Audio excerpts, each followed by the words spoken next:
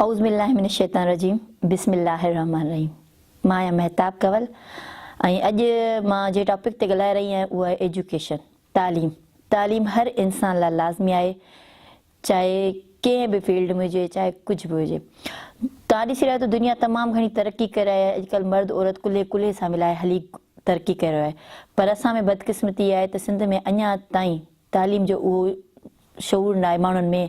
अञा उहे साॻियूं रस्मियूं हली रहियूं आहिनि त न्याणी खे तालीम न ॾिजे, ॿार छोकिरे खे तालीम ॾिजे या इंटर ताईं छोकिरे खे पढ़ाइजे, उन खां पोइ हुनखे उन कारोबार में विझिजे।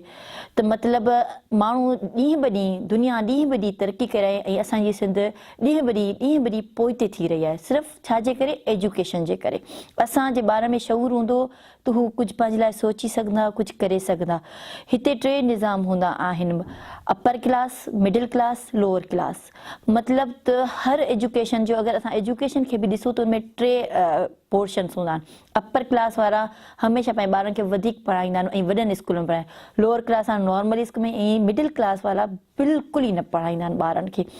सो मां ॾिसंदी आहियां, मुख़्तलिफ़ इलाइक़नि में वेंदी आहियां, मुख़्तलिफ़ शोभनि जे माण्हुनि सां मिलंदी आहियां, ॾिसंदी आहियां। मूंखे ॾुख थींदो आहे जॾहिं आउं दूर दराज़ इलाइक़नि में वेंदी आहियां, ॻोठनि में वेंदी आहियां विज़िट करणु, या कंहिं सिलसिले में वेंदी आहे त उते जेके न्याणियूं हूंदियूं आहिनि उन्हनि खे सिर्फ़ु जस्ट 5 दर्जा बि मुश्किल सां पढ़ायो वेंदो आहे। ऐं मां जॾहिं हुन खां पुछा कंदी आहियां त छो नथा ॿारनि खे पढ़ायो, तालीम छो नथा ॾियो, त उनजो इहो ई हूंदो आहे त असांजे जेके माइट आहिनि उहे राज़ी नथा थियनि, असां जेके वॾा आहिनि उहे एतिराज़ था कनि। त महिरबानी करे एतिराज़ न कंदा कयो। हीअ न्याणियूं आहिनि, सुभाणे ख़बर न आहे दुनिया कंहिं ॾिठी आहे, अलाए केतिरी अञा दुनिया तरक़ी करे, दुनिया वञी चंड ते पहुती आहे। असां जेके वीचारा सिंधी आहियूं उहे अञा ताईं उन्हनि रस्मुनि में घेराए वेठा आहियूं त न्याणी खे तालीम ॾियण सां असां माइट न ॻाल्हाईंदा, असांजी रस्मुनि ते छा थींदो, असांजी न्याणियूं अलाए छा कंदियूं, ग़लति कंदियूं, हे कंदियूं। न, बिल्कुलु न सोचो।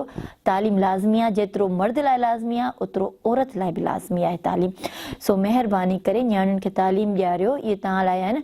सुभाणे हू पंहिंजो सुठो ख़राबु सोची सघंदियूं, सम्झी सघंदियूं त हा हीअ असां लाइ सुठो आहे, छो जो तालीम सां शऊर थो मिले औरत खे चाहे मर्द खे। सो असां अञा ताईं उन रस्म में वेठा आहियूं, उन्हनि साॻियुनि माण्हुनि जे सोचनि में वेठा आहियूं त माण्हू असांखे छा सोचींदा, छा कंदा, असांखे ग़लति न सोचनि त असां छो था तालीम।